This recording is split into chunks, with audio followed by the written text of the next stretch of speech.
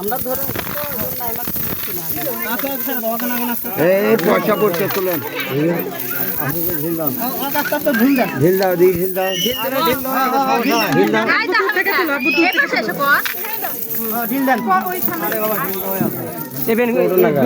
যে তার কি করলেন পরিবারের পেঁয়াজ চলে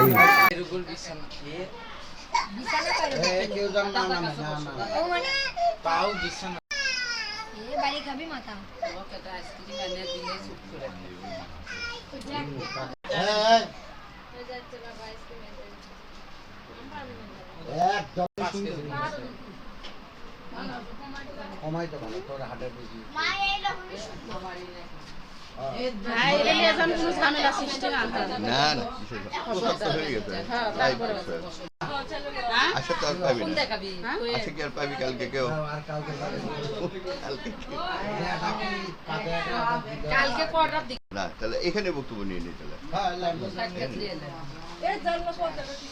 নানি বাসে থাকতো সেই সময় যদি হতো তাহলে আরো ভালো লাগতো।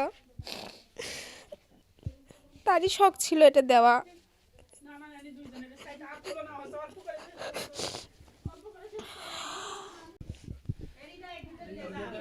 ঘটনা কি এটা আমি অনেক আগে একটা পেপারে দেখছিলাম আমি শিবগঞ্জের ঘটনা।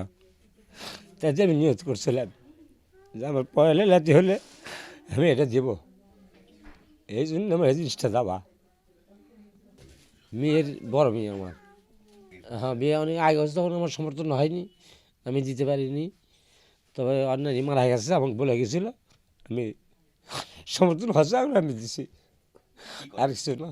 কতদিন লাগলো আপনার এই পয়সা অনেক দিন ধরে জোগাড় করতেছি আমি, ঘুরে এখন মিলাতে পারছি আর মানে ও হওয়ার পর থেকে? হ্যাঁ হওয়ার পর থেকেই। আজকে কেমন লাগছে? ভালো লাগছে। ওর নানিরও তো? হ্যাঁ আমি ঋণ মুক্ত হব।